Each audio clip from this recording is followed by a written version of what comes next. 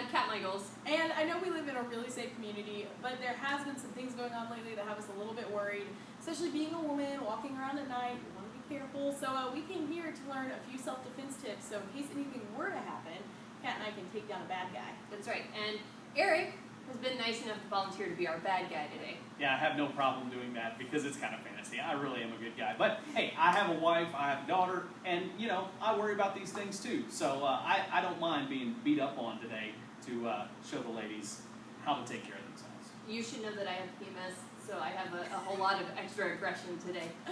Ooh, Wow. that's really good. You ready to leave now? Why did I agree to this? Here we go.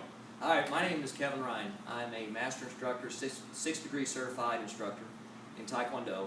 And one of the things that I want to point out is although we're going to go through several different techniques and self-defense moves, the best way to learn to defend yourself is to go to your local martial arts school and train on a regular basis, because it needs to be reactive. You don't want to think about what you have to do when confronted.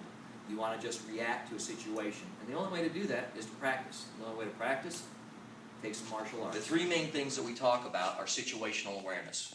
When we're training people, situational awareness is not only awareness of your surroundings, but awareness of yourself. You want to know what your limitations are, what you are and are not capable of, and also what is around you. What is in the environment around you? Is there some place where a perpetrator could hide? Is it dark? Is it light? Are there bushes? Situational awareness is extremely important to understand. The second thing that you want to know is something that we call personal safety zone. Personal safety zone is basically a 6-foot diameter circle around your body. Whenever somebody starts to encroach in your personal space, just like I am with somebody else, they get extremely uncomfortable. A little bit. Just a little bit. So, although I encroached on her space very, very slowly, an attacker will close that distance very, very quickly. So if at all possible, always maintain about a 5 to 6 foot radius around your body. That'll help you with any potential attack. The third thing that we want to cover today are proper striking points. In many instances, women think that a good strong knee to the groin will take care of any man.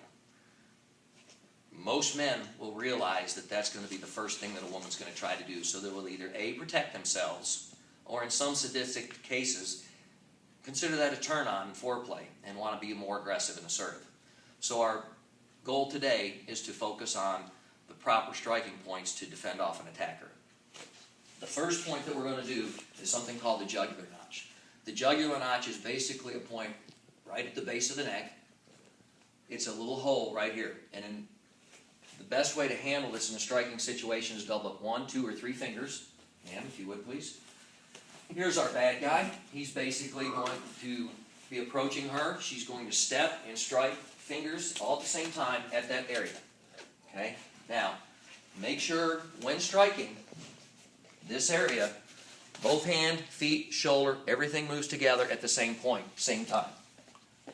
And if you notice, you're going to get an immediate reaction. You're going to get a gag reflex, and sometimes a person may even go down.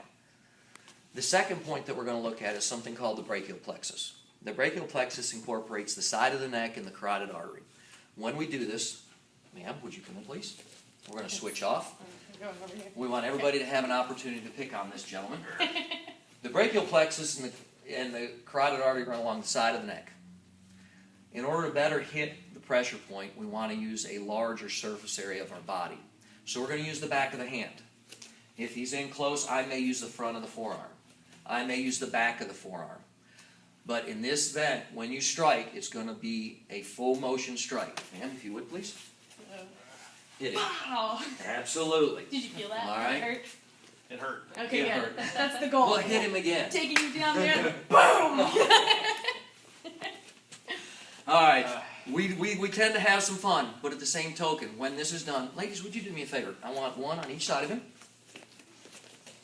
Okay? Now, I want you to hold this arm for him. Just kind of under his arm, kind of like this. Under his arm like this. Now, when this is done properly, again, the back of the arm, the back of the neck to here. This way. Okay? Now, obviously his knees go a little bit weak. I did not hit him hard. You feel it? You good? That was good, yeah. Okay. All right. Oh. One thing that we always teach is you have to know what it feels like. So we do pick on each other. We have to know how hard to strike an opponent. Now, in a street defense situation, there are no rules. There are no guidelines. You hit them as hard as you can, as violently as you can. The third point of striking is going to be not to the groin, but basically to what we call a common peroneal. Now, the common peroneal runs from the knee to the hip around the side of the leg. We like to use our shin. The shin is a very bony element as opposed to our foot. It's much more rigid and it gives a better striking impact. So when this is done, ma'am, if you would please demonstrate. It's just kick him. This foot's in front. Okay, this one's in front. Kicking off the back leg. Now, notice the whole body moves. Now, this time she's really going to hit him hard. I'm sorry. Don't be sorry. He's a bad guy. He's dressed in black. See how bad I am? I know. Oh my gosh. So, if you see this, even with the pad, he's moving backwards. Without a pad, you're basically hitting the common peroneal, the knee buckles, and then you get a sympathetic reaction from the other leg. They could drop for a second, 2 seconds, enough time to avoid the situation. The question has been raised. Ladies, if you'd switch, I want you to have an opportunity to beat on him a little bit. We're an equal opportunity picker-honor here. So if you would put your left foot in front. And again, we're striking with the bony part of the shin to the common peroneal. If you would, ma'am. Ah, very good. Notice how he moves. One more time, ma'am, as hard as you can. Okay, outstanding. Now, the question's been raised. What happens if I hit his knee? Well, I guess he's not going to chase after you. All right? So there is no right or wrong. The only thing wrong to do is if, when he attacks you, 2 seconds later, he's still standing there, and you're in his clutches. So anything it takes to get away is fair game.